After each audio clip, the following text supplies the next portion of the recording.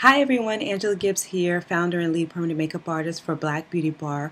We are a Long Island-based beauty studio spa located across the street from Roosevelt Field Mall here in Garden City, New York.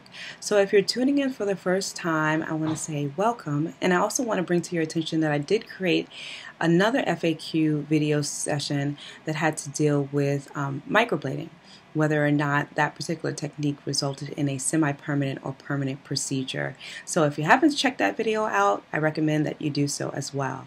Today I've accumulated about 3 questions that are related to the same topic, which is color and pigments. I thought I was going to create a longer video, but time is very important to a lot of people, so I want to make sure that I get as much information that's relevant to you for one particular topic as possible. So today we're going to talk about 3 key topics. One has to deal with what is the difference between cosmetic and body tattooing. The second has to deal with Black Beauty Bar's own internal pigment selection process, and 3 has to deal with color retention. So the difference between cosmetic tattooing versus body tattooing has to deal with the pigments. The pigments that are formulated for body tattooing are meant to be vibrant and show clearly and distinctly on the skin.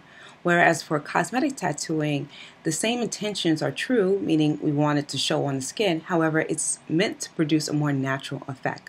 So when you leave after a procedure, you might find that the eyebrows are very bold or the eyeliner is very bold. However, about 30% of the color starts to reduce from the skin, to give a more natural effect. So hopefully that answers the first question. The second question has to deal with Black Beauty Bar's own internal pigment selection process. So I'm going to tell you that the ultimate approval on the pigment that we use for the procedure lies with the client. It's my job and my responsibility to give you as much information as possible so that you can make an informed decision. So first, that means taking into consideration factors such as the client's own skin undertones, plus the pigment equals the healed result. So everyone is very unique. However, there are some bits of information and experience that we as technicians can use. One can be the manufacturer's recommendation, the second can be our own experiences dealing with the skin, and the third being whether or not there's hair in that eyebrow area. That's another consideration we need to take into effect when we're making our recommendations. And last but not least, but really first and foremost, the client's desired preference. What does the client want? So all of those various factors plays into the information that we provide over to the client.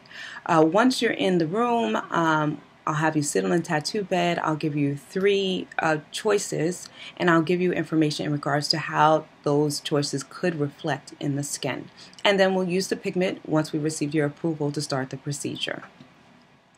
The third question has to deal with color retention. So I already talked a little bit about semi-permanent versus permanent procedure, and I'm a member of the Society of Permanent Cosmetic Professionals, where we believe when performed effectively, inserting pigment into the dermal layer results in a permanent procedure. With that being said, it will fade over time, but the pigment will always reside in the skin, and that is something that we have to take into consideration when we're dealing with a client who is new to receiving procedures such as this, or someone who's had permanent makeup done before. We have to think about what type of pigment or procedure was performed on that particular client. So what we like to say here at Black Beauty Bar is the color can reside in the skin very vibrantly for 1 to 2 years. And during that 1 to 2 years, you will need to come back in for a touch-up session, whether it be an annual appointment or the 2-year mark. So you'll come back in, you'll get your eyebrows or eyeliner refreshed, and then you'll be good for another year. We do have clients that has the preference, or who have the preference of wanting to have the procedure performed 6 months before that date, their annual or the 2-year mark. But we seek to accommodate each and every client that we have. But this is kind of like the benchmark, 1 to 2 years. Another thing that you want to take into consideration is your ability to follow the aftercare instructions. Just like you go to a doctor and they give you a prescription or medication and say, okay, take this medication for 5 days, 3 times a day, and you should feel better. The same thing goes with post aftercare instructions for eyebrows or eyeliner here at Black Beauty Bar. We're going to tell you, okay, this is what you need to do for the next couple of days, depending on the healing period for your procedure. And these are the kind of symptoms or effects that you will expect to receive during that healing period. So it's best that you follow the instructions so that it can result in the best procedure possible.